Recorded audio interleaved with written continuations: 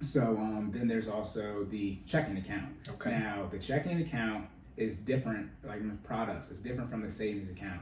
So banks offer savings accounts, checking accounts, obviously a whole bunch of different type of loans, which I went over, right? And then they offer CDs, which is certificates of deposits. I was about to call them certificate of depreciation or whatever it's called, because if they go down, they don't beat inflation either. And then they can also offer IRAs. Those are the main products that a bank can offer. They can also offer investment advice as well. Again, these are banks. They can do any, they sell a whole bunch of stuff. But those are the main ones from an account standpoint.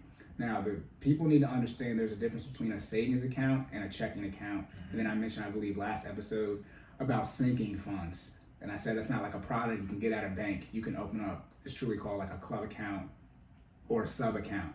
Now, each financial institution is different. You might have multiple account numbers, which I think banks usually do, or you might have one account number and then you have sub accounts underneath that. So let's say your account number is 1 million, so I don't accidentally say somebody's account number that where I worked at. Let's say because they're not there yet. Let's say your account number is 1 million, right? Then your savings account would be a sub part of that. Your overall account number is 1 million. Then they put that into their system, then they pull up all of your information. And then so your savings account, which everyone has, let's just say that is 00, right? That's your savings account. So when they make a deposit, they put it into that particular sub part of your overall account. Then you have a checking account, right? Let's say that's 01, right? Et cetera. You have a Christmas club account, right? That's 02, et cetera, et cetera. That's how some financial institutions have it set up. Then some of them have it set up where essentially your savings account is one account number, your checking account is one account number, your credit card is one account number, your Christmas club account or savings account, that's one account number. Again, I don't know why they do that. That's just the way they decide to set up their systems. Yeah, but that's how Navy Federal Credit Union has it. What? The individual account numbers per every sub account. No. You got one big account number there. For Navy? When you log in, don't you have all your accounts right there? They do, but each one has their own individual account number. Yeah, excuse me. I'm talking about from a teller perspective. Okay, got My it. bad. I'm giving real. I was like, look, because I can pull it up now. We can see it. Look, your checking account, whether it's that one large account or not, has its own number too. That's the actual routing number you use to deposit into your account. That's your actual checking account number. Okay. Right. They have an extra 4 digits to the end of it. Right. That's the account that you actually put. I see now you're thinking about it. Yeah, I'm trying to figure it out. So your bank has the MICR line at the bottom, and you have the public information, which is the routing number to your bank, which is public because that's just for them. Right. You can Google that. Yeah. That's the bank's bank account. Track it. Then you have your own account number for your checking account, which is obviously your personal information, private, keep that protected. At the bottom, it's your account number, whatever that is, and then it's 4 digits after that to make it unique for yours, and you can actually calculate that based off of your MICR line. That is the money that puts it in your checking account, the actual subpart of it. However, for your savings account, that number is usually just, it depends on what it is, but it's a different number. But Navy, because I have Navy too, okay. you have one account there, but even though they have it set up differently, how you have, like I said, that's a sub account. Okay. That's really. I just know you can see them. And you click at the top, it'll show you. Yeah, it'll show you something number. Different. Right. Yeah, right. But I'm saying there's, as a teller perspective, there's some place where they have to pull up like a whole number. Okay. Like at Navy, they're not pulling up your checking account. They're pulling up your overall account, and then your checking account is a sub part of that. Right. Whereas some banks, like you would have a whole, they would have to put in that checking account number to put in that. This is old. I mean, I got trained as a teller, almost 10 years ago now. So the technology might have changed, but that makes sense because when you ask like a request of they give you the printout of all your accounts. You have one thing. Yeah. So to be clear on why I'm discussing the difference between checking and savings accounts, loans, etc., is because of Reg D or Regulation D. That means a lot of you probably seen this. I know. See, this is what I'm talking about. It's like people. I've been trained on this stuff. It's been a long ago. My memory might be a little atrophied. But Regulation D. So a lot of you probably made a transfer on your app and you see it says you got 1 of 6 remaining, 2 of 6 remaining, right? Right. That is Regulation D. That is a law that says your financial institution is required to give you 6 free transfers from a savings account to a non-loan. So if you transfer from your savings to pay your credit card or your mortgage or your car loan, that does not count as a Reg D. But if you transfer anywhere else from a savings account and pretty much it's an unauthorized transaction, so something that doesn't involve your signature. So when you go to the bank, that's actually you. That doesn't count as it. But when you use your app, if you do this, what a lot of people get caught up on, Overdrafts are counter your regulation D, your 6 free ones that you get. So let's say you do 6 transfers through your phone, right? For whatever reason from your savings account.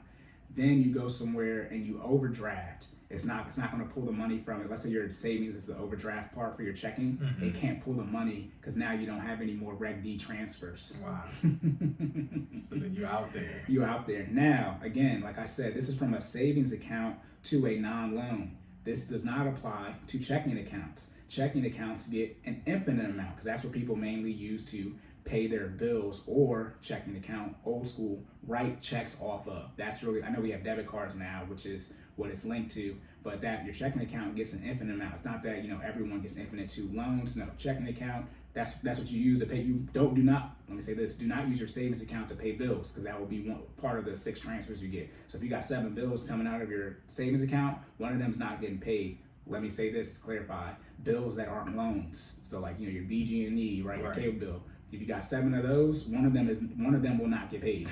And that's what I was talking about, the routing information for your checking account. Right. You actually give, so they pull directly from database. So they pull directly from there, that particular part of the table in the database. That's why the routing and the account numbers on the check, right? Right, exactly. Yeah. And now you can have money market as a savings account as well.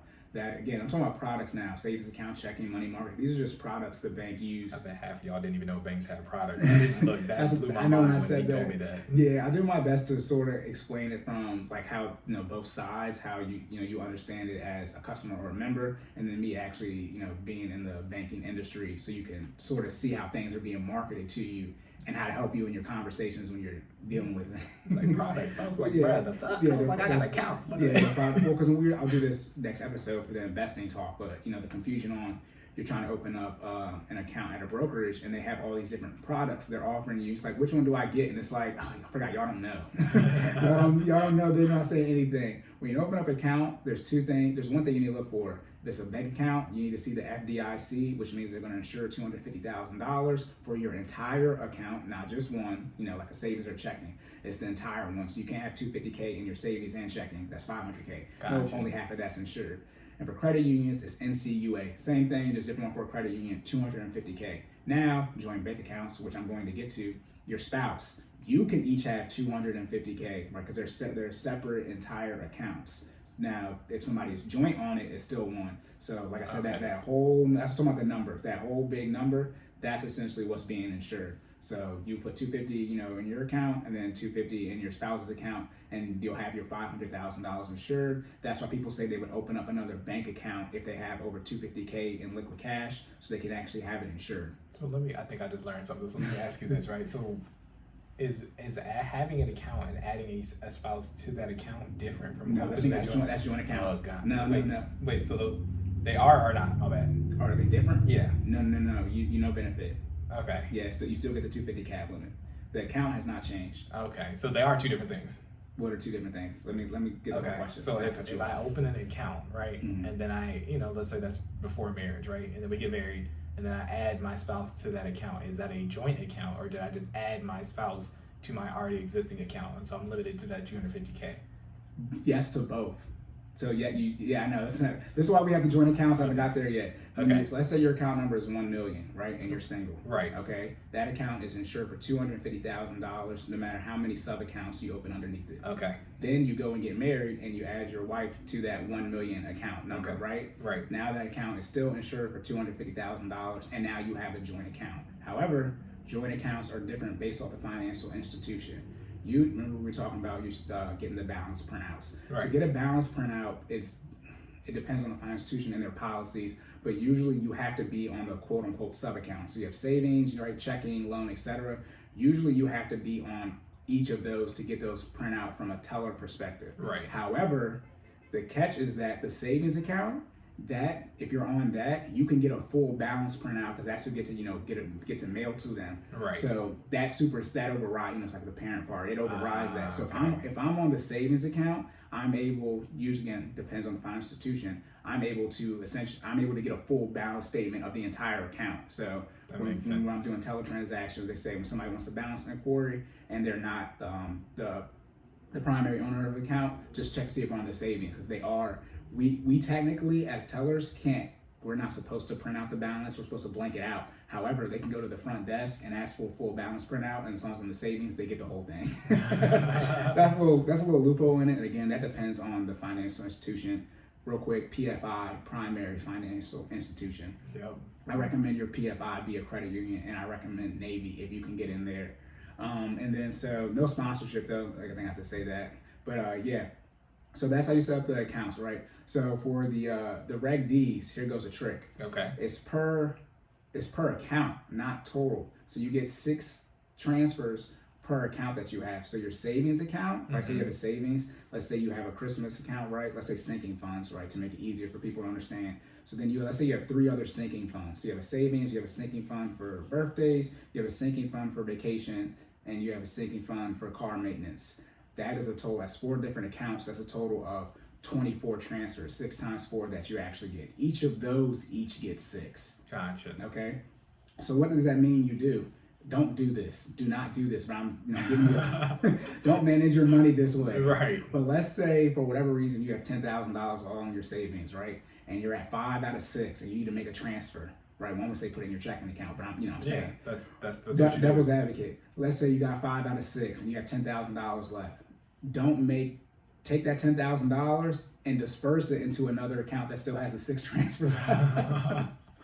Do not do that, but I'm just using that to show you how you can get more transfers. It's per account. And again, that depends on financial institution. I can't speak for everybody. Or be an adult and use your checking account like you're supposed to. Yeah, don't budget Stop that. playing with your savings. Yeah, Grow up. Don't okay? budget that way. And again, you get these 6 transfers for free by law. Again, it's called Reg D, Regulation D. However, some financial institutions say, we give you unlimited, or we'll give you 10, but the first 6 are free, and then 7 plus have a fee attached to them. Or they might give you more than that for free. They might give you 10 for free, but just know by law, those 4 extra they're giving to you, they can take them away because they're only required by law to give you 6.